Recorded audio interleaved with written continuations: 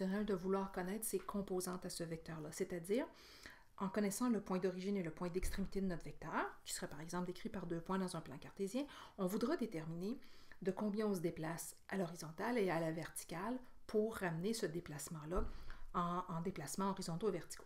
Donc, on va décrire que les composantes de notre vecteur sont formées de 2 nombres, d'un couple A et B, où A, c'est la composante horizontale de notre vecteur, et B, ce sera la composante verticale de notre vecteur. On l'a vu, une certaine introduction de ça dans la capsule 4.2. Maintenant, si vous regardez ici, et que je veux déterminer pour le vecteur qui est représenté dans le plan cartésien, sa composante horizontale et sa composante verticale, et bien à ce moment-là, pour trouver la composante horizontale, je vais prendre x2 moins x1, c'est-à-dire, dans mon dessin ici, mon point de départ, c'est le point C, x1, y1, et le point D, c'est mon x2, y2, c'est la fin, l'extrémité de mon vecteur.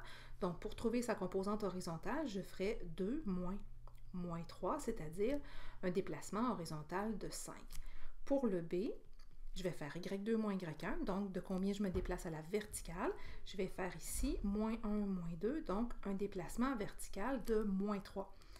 Bien, effectivement, c'est tout à fait logique que ce vecteur-là soit formé d'un déplacement horizontal de 5 et d'un déplacement vertical de moins 3, puisqu'on se déplace de 5 vers la droite et ensuite on descend de 3 par rapport au point d'origine de notre vecteur.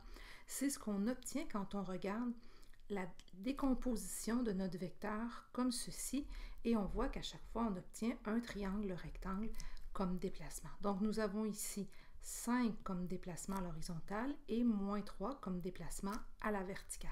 Soyez toujours très prudent en regardant le sens de la flèche de votre vecteur. On voit bien qu'ici que notre vecteur se déplace vers la droite et vers le bas. Donc, c'est tout à fait normal qu'une des composantes soit négative. Si on regarde les 2 exemples suivants, mais tout particulièrement le second qui est à votre droite, mais dans le premier, on voit qu'on a un vecteur W qui a comme composante 3, 6. Ce vecteur-là, j'ai fait le choix de le représenter ici en partant de la coordonnée 1, 1, mais j'aurais tout aussi bien pu le représenter ailleurs. Par exemple, j'aurais pu décider que mon vecteur W, je le fais plutôt partir, par exemple, d'ici, si j'avais voulu, et il aurait fait le même déplacement, c'est-à-dire qu'il se serait déplacé de 3 vers la droite, puisque le 3 est positif, donc je me déplace de 3 comme ça vers la droite, donc j'arrive ici vis-à-vis de 7, et je m'élève de 6 unités, donc je verrai que mon vecteur se déplace jusqu'ici. J'aurais donc représenté à ce moment-là mon vecteur W de la façon suivante. Dans les faits, c'est exactement le même vecteur. Quand on a le choix de dessiner nos vecteurs là où on le souhaite, on peut les dessiner là où on veut. Ça ne change rien à l'orientation du vecteur en tant que tel. Si vous regardez, plutôt dans le dernier exemple qu'on a ici à droite, une autre situation, donc on a ici à rechercher les composantes de nos vecteurs, bien on voit ici qu'on connaît la norme de notre vecteur et on connaît aussi son orientation, θ qui est de 220 degrés. Si je cherche les composantes horizontales et verticales, j'aurai à ce moment-là l'obligation d'aller utiliser le petit alpha qui se trouve ici, à l'intérieur de mon triangle rectangle.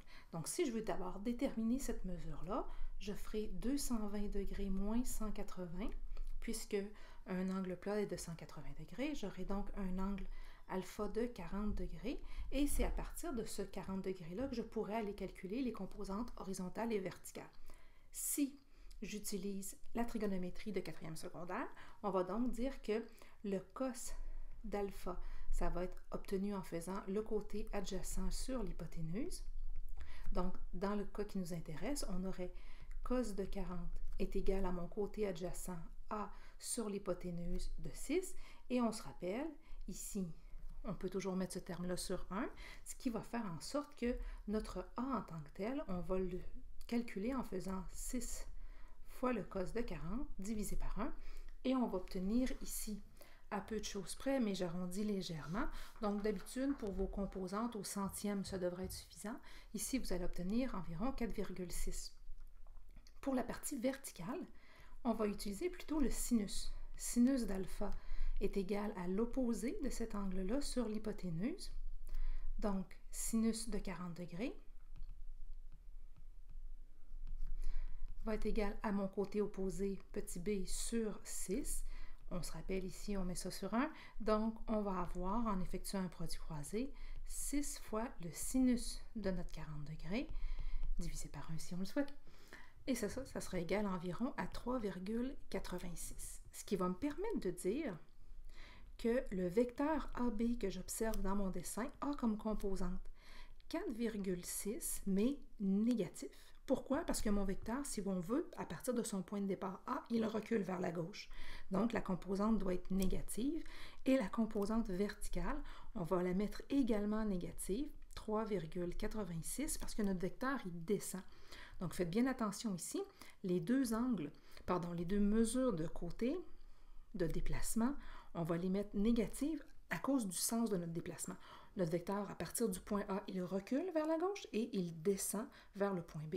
Donc, c'est pour ça que ces composantes-là sont négatives en tant que telles.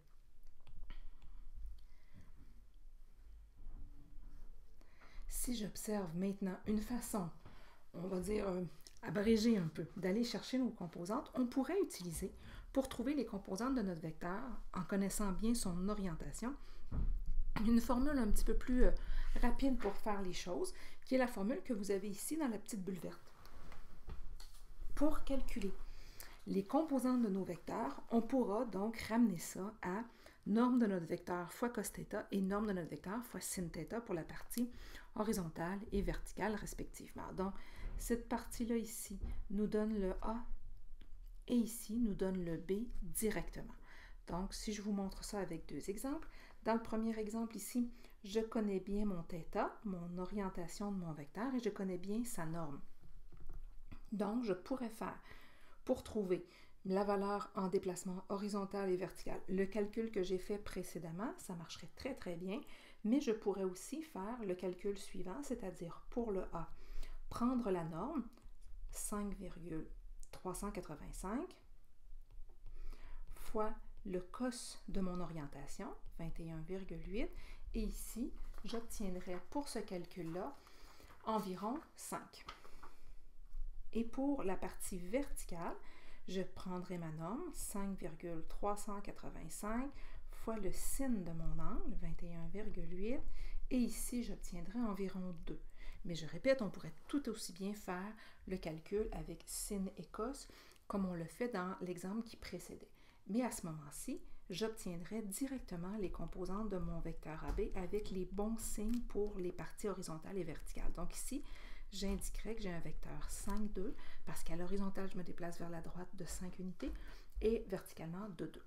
Pour le dernier exemple qu'on a ici, je pourrais donc utiliser l'orientation que je connais qui est mon θ. À ce moment-là, pour ma partie horizontale, je prendrai ma norme, 38,59, fois le cos de mon orientation. Et la valeur que j'obtiendrai, et c'est pour ça que cette formule-là est intéressante, elle me donne tout de suite le bon signe, moins 33,42. Donc ici, je n'ai pas à me demander est-ce que mon vecteur recule ou avance ou descend. J'ai tout de suite la valeur avec son signe adéquat. Et pour le B, la partie verticale, je ferai 38,59 fois le sin de 150. Et j'obtiendrai, encore une fois ici, le bon signe quant au déplacement. Donc, j'obtiendrai 19,3 positif parce que je vois que mon vecteur, il s'élève par rapport au point C de départ. Donc, mon vecteur CD, je le décrirai comme étant un vecteur moins 33,42, 19,3.